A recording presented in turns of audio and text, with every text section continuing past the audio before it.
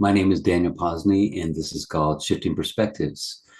And this is about 10 to 20 minutes of a certain topic, different every time. And I usually don't know what the topic is until I'm kind of right up against it. That way, it's not me, but spirit inside of me that's kind of giving the topic.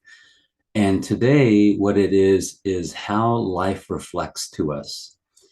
And I want to go from a couple different angles, of course. I want to go from the highly spiritual, but also the kind of beginner, pragmatic, grounded, practical kind of position too.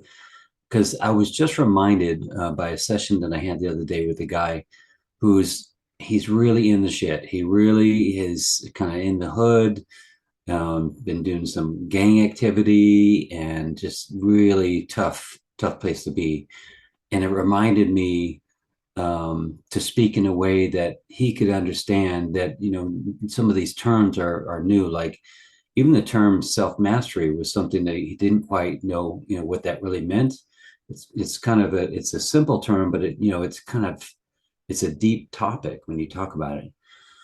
So I told him that self mastery basically is the mastery of the self, but not of the higher self, but more of the lower self, the egoic self, and the emotions and all the things that kind of make up the human experience. So someone that it's not like they don't have any emotions, but they're open to all emotions. Like you might think that someone masters themselves, they're very stoic, but that's not the case. It's more someone that realizes that um, they can respond instead of react, and they can realize that they're having an emotion, and they start to do something called self-inquiry or inquiring into their own thoughts and ideas about themselves. And that kind of leads to this mastery of being a human being. So it's someone that's really open to all of life because they know that it can't destroy them. So they get into this place. So how does this apply to what the topic is? Well, think with me, if you'll close your eyes and you think about before you came into this body. I know it's kind of a esoteric kind of thing to think about, but just imagine that there's this physical self, this body waiting for you. You might, if it's easier to think about you as an adult, you as a child, or maybe you as the egg, that there's an egg waiting for you to come into it, to give life to it, to give spirit to it. And you're saying to yourself, okay, what is it going to be this time? What do I want to explore? What do I want to create? If this is like a video game, what experience do I want to have? If I know that I'm never really going to be born, the body's going to be born, but I am already here. So if I'm not really born and I'll never really die, I could go in and have a gang experience, a shooting experience, a dying experience, a sailing. It gets kind of creative when you start to think about it. But maybe there's a theme in there somewhere that you want to not only experience the details and the actions and the physical, but you want to feel something, because feeling is the energy that we're connected with. So this is a feeling planet. What an amazing planet to be on, to be on a place that incorporates emotion and feelings into it. So what would I want to do?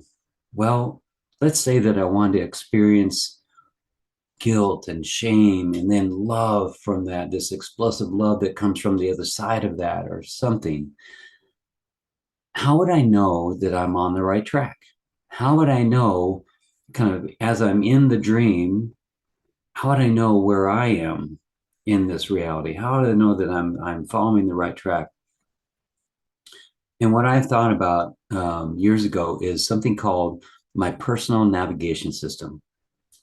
And the personal navigation system is the people and places and events and experiences that I attract to me, that come in front of me. That's kind of how I know where I'm at. And it's not the drudgery or the danger or the details of the experience. It's how it's making me feel. So I use my emotions as my indicator of how I'm being, how I'm being led down this path. So when I look at the reflections, those are the things that are coming in front of me in the form of people, places, experiences, and situations. So I look at my life now, okay, what's being reflected in front of me?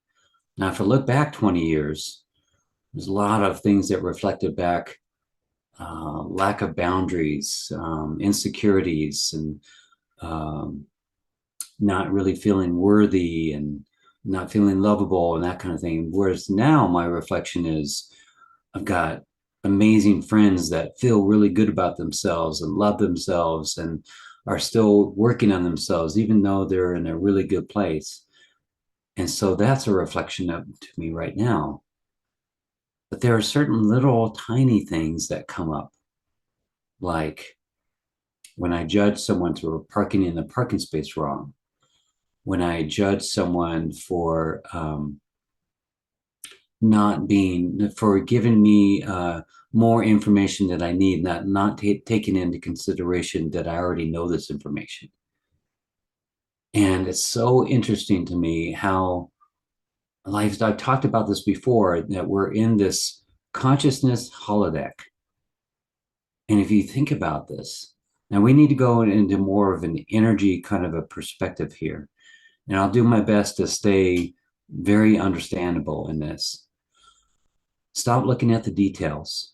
Stop allowing your mind to run away with what this actually is. I invite you to look at and feel the energy of what's being felt here. And that what you may be experiencing is just a natural thing that happens when you're in the room of that frequency, of that energy, of that consciousness. And the mind has all the stories. I know, but, and it goes off into the story. But you're stronger than your mind. You are more in control of your mind than you realize. There's this you, and then there's this mind. So I want to kind of connect with you, and let's talk about your mind. So pull back from your mind and look at and feel what energy is being created. What's just the feeling? I know there's anger. I know there's sadness. I know there's frustration, all that. But beyond that, what is really the energy? What is really the emotion that you're feeling? Like this guy that I was talking to, there's a lot of anger, there's a lot of fear and a lot of survival. And, he wakes up in a cold sweat, he carries a gun with him and, all this kind of thing. But there's this, if you tie in what his childhood was like, abandonment, betrayal, distrust, all that he's still in the same room. So see if you can relate your current life to if there's any negative parts of your current life, which is what I'm talking about. If there's anything that's reflecting to you in your life that's making you feel something or something that you're judging other people for, that you've been kind of the perpetrator of it yourself.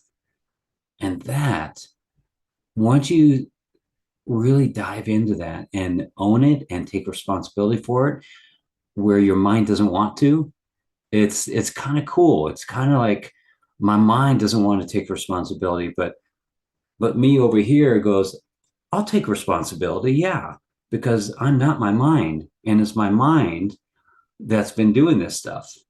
So I know this sounds kind of crazy at the first, but there is this kind of separation that it really serves you, that really helps to figure these things out. Because what we're normally tasked with and taught is that you just go through life and you just if someone takes advantage of you, you just got to be hard and you just got to be badass and you got to take care of shit, and that's the mind taking over. But in reality, like what I was telling this guy, is that you may be hard now and you may be tough now and you may have this life right now, but inside, if you really go down, down, down, down into it, you're looking for love. You're wanting to love and to be loved. And the reason why you're so angry is because you haven't found that. That's the source of the anger. So see where the reflections are. And what happens is that once you see a reflection, they become really apparent to you more and more. They become very visible. So what we normally do is we go through life and those reflections aren't available because we're in our mind. And think of, like, if you can watch my head, if you can see it, my head is shifting back and forth, my eyes are twitching. That's the mind. That's the mind in an anxious state. And there's no room to see or feel and be aware of any reflections. It's just going. It's just going forward, doing. But if we just give ourselves some space, some time to reflect, and then we get used to that. We just get used to doing that in the moment. At first, it becomes like after the moment. We kind of go back in our day or go back what just happens. And once we get beyond our reaction and our anger, if we give ourselves some time, like this is how it works. Something happens and I get a reaction and I'll get angry, and then the story will come up and my beliefs will come up. My mind will go, oh, here he goes. He's turning on. And then the mind just attaches to that and it like runs with it. But the added step is to, after it's run with it, after it's kind of played out the emotions in the story, it's kind of like yeah, this is the vision I just got. It's like like a horse carriage with four horses on it, and they've run amok and they've run themselves out, and now they're tired. After they're tired, after they've run themselves out, now that's when you look back and go, is there any chance that this is mine? No, it's them. Are you sure? Is there any chance that what I'm feeling now is how I've made another person feel?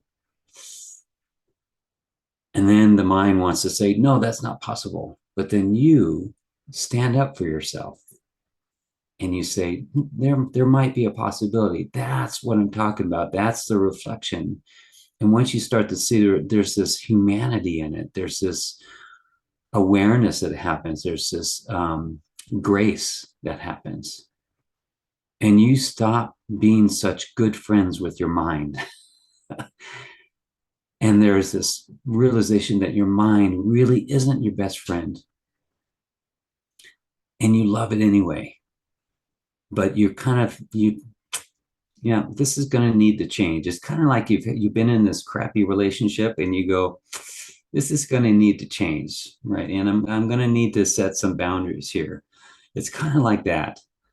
And the more that you do this, the mind starts working for you instead of you working for it.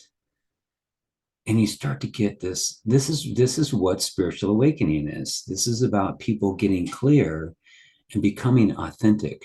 And some people call it, they become more spiritual, but it just means more depth, more richness, more reality, actually. And I want to say something about that, is that you may think that your reality is, fighting for your life every day and becoming hard. So that's my reality. No, actually, that's a distortion of reality. Your mind at some certain point has put you into a mode and then created a world from that. And that's become your new reality, but it's still a distortion of the reality, because think about energy.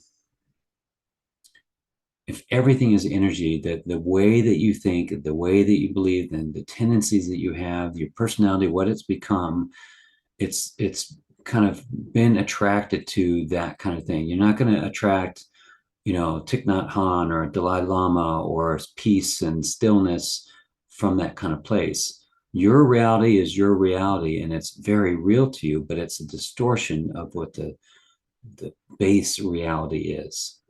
Think of the base reality as just happiness, it's just stillness, nothing going on here. But then humans become involved, and then thoughts become involved, and beliefs become involved, and it adds these layers to everything. So part of the process is getting into reality, and that's where stillness and meditation, or at least having this reflection, come back to you. And the more that you get into this reflection and you have feelings about things and you have realizations about things, Slowly, slowly, sometimes those layers will kind of peel away and peel away. And I've never seen it not work for anyone. It's just that you got to be more determined than your own mind. And that's the trick, because the mind can be very manipulative. It can say, that's not a reflection. I don't feel it. There's nothing going on here. I don't have the same thing. But somewhere in there, if you look at the base, most simplest emotion energy that's going on here. Um, let's see, this guy was set, he was becoming an EMT, he was going to get his nursing degree. He was going to join the Navy, maybe join the SEALs. He was going to be a boxer or a football player for the Navy. He's become an officer, and all that is awesome. What an amazing! There's guys that have done that, astronauts too, and there's something in there. Why is that? What's the reflection? Well, the reflection is this journey to be the best. It has to be the best. And so we talked about what happens if you're not the best. And he kind of didn't know what to say. That's not like that can't be a possibility. But that goes back to a reflection of his life. That have you ever demanded other people to be the best? And what if they're not the best? So that's the reflection, is what you believe is your story and your truth and your reality. Do you impose that on other people? Do you reflect that to other people? That's where like everything becomes this mirror of what's going on on the inside, the feeling of it, the energy of it, how you feel about the world becomes this reflection. And if you take it to the most basic energy and feeling, you'll see that, wow, there is this reflection going on. So how do I change that? How do I change the outside reflection? Well, you've heard this before, I'm sure. It's got to be from the inside. And that's what I've been talking about, is there needs to be this pull away from the egoic mind, the mind that, so the egoic mind in the most simplest way is all about surviving itself, not you, but itself, its thoughts of itself, its beliefs of itself, its story of itself, not you. It doesn't give a shit about you. It's about itself. So the first part is kind of to pull that apart. And then what I usually do is I kind of look over at my mind. That's the first step, is to kind of realize that that is possible. You can do that. And then you start to get like your eyes get wide open and the light switch turns on. And again, this is what spiritual awakening is. It's not about becoming a monk. It's not about becoming uber spiritual and enlightened and all that, but awakening is about waking up to your own mind, waking up to the truth of what you really are. You're the one who notices the mind. You're the one who's aware of life, aware of everything. You're not your mind. You're not your thoughts. You're not the thinker, all that kind of stuff. That's what spiritual awakening can be. So if there's any thought that you're going to engage in this and you're going to lose yourself, you're going to become this super flower petal picking, decorating, super peaceful person, that usually isn't the case. You're still going to be yourself with a little bit of anger, with a little bit of frustration, a little bit of triggers and all that stuff that you're working on. But you've got a new perspective about the world and your life starts to change. And what happens, I promise you, is that once you start to work with this reflection tool, your life will get happier every day. Yeah, your life is going to go up and down. You'll be in the shit, and then life will be great, and then you'll be in the shit, and you'll wonder, am I actually doing anything? Is anything changing? But what's happening, this is what my wife says, is that you work in this range of your low and your high. And as you do your work and you do this, you look at these reflections, what happens is that at some point, your high becomes your new low, and you have a new high.